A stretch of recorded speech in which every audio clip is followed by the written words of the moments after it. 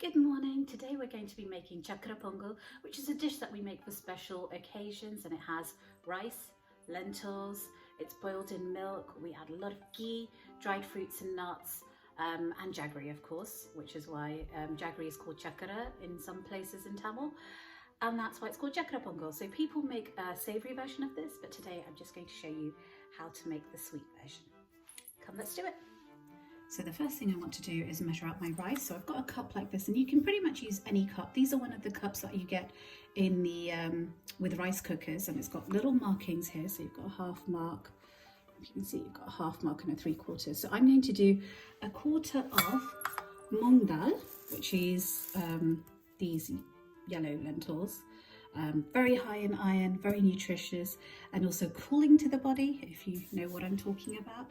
And then I'm going to be using Sona Masuri rice, which is this. Typically you can use red rice, you can use parboiled rice would be the best type of rice that you want to use, but I don't have that today, so I'm just going to be using this. And I'll be using a 3/4 cup of that. You can play around with the ratios if you want. So into my cup, I'm going to first add 3/4, let me turn you around, of the rice. There we go. And I'm going to put that in a bowl and soak it for a little bit, just for about 10 minutes while I get everything else ready. And I'm doing this separately because I want to dry roast the lentils before I add them to the rice when it comes to cooking it. So into the same cup, I'm just going to add a 1/4 measurement of the lentils. You can do half and half if you want, but a 1/4 is more than enough.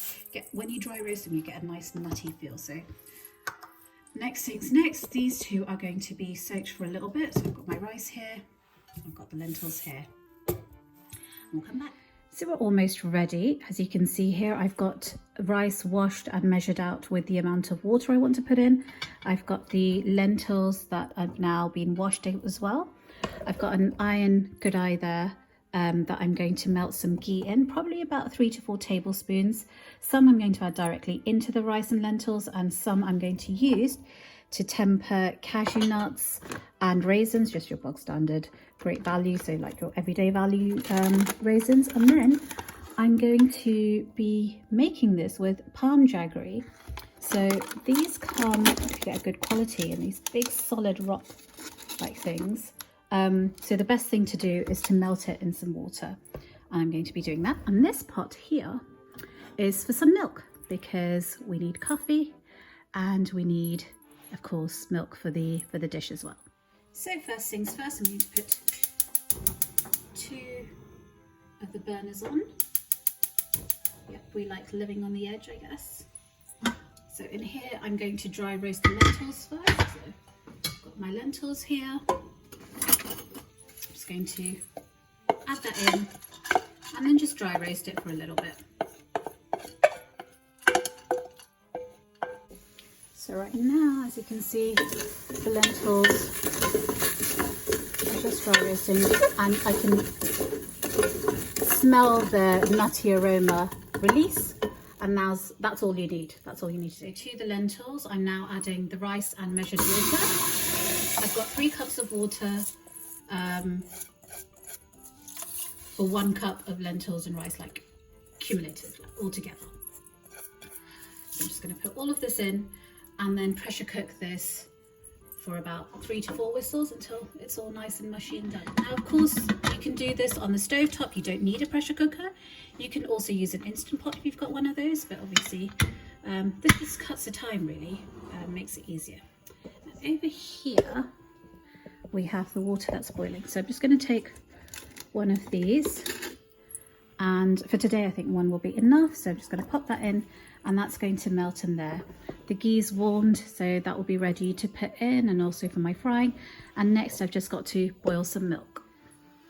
Now I swapped my pan because on Pongal you're actually meant to make your milk boil over as a sign of prosperity.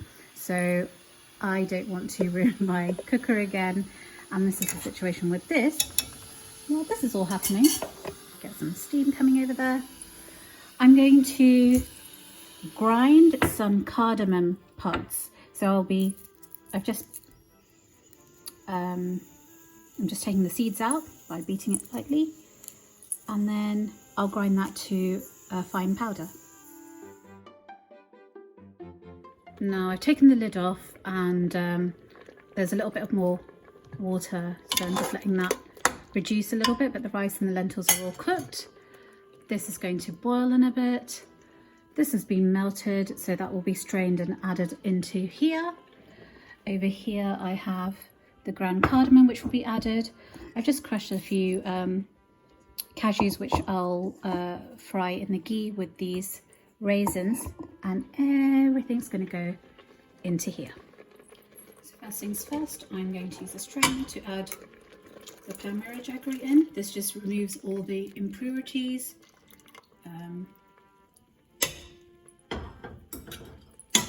And then give this a bit of a mix, so this can now reduce. And then at the very end I'll add the cardamom, just to keep it as fresh as possible. Waiting for the milk to boil over. I know in some cultures it's considered not auspicious for the milk to boil over. In our culture it's considered auspicious, not that I believe in that, but it's just fun. It's fun to continue this tradition, I guess. Not fun to do the cleaning of the pan.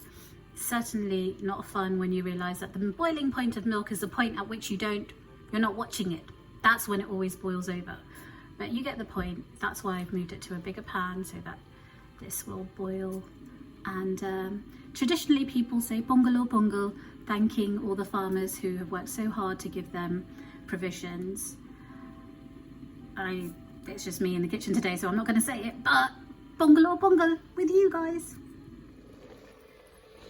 So now you can see the rice has become really nice and dark brown. I'm adding about a cup of milk to it, boiled milk. Lightens the colour. Cardamom powder as well. There we go. Beautiful flavour. If you've got purified camphor, add that. That's really good for your health as well. So now it's just to add the ghee and the tempered raisins and cashew nuts. So first in goes most of the ghee. Don't be stingy with this part. It's not often that you make this dish, so. And ghee is a good fat. Lightly roasting the cashews and the sultanas, raisins, in leftover ghee. Most of the ghee added into here, as you can see. The rice is nice and sort of like a risotto texture, I guess. Now you can add all your fruits and nuts directly into your dish, or you can just top them off, because there are some people who don't like raisins, there are some people who don't like nuts, and for those people you just add it to the top and enjoy your chakra pongal. Now if you're like me, you can also add small pieces of chopped fresh coconut and chopped dates. They taste great as well. You can add the chopped dates to the rice when you're cooking it. Adds wonderful flavour and also nutrition. There we go.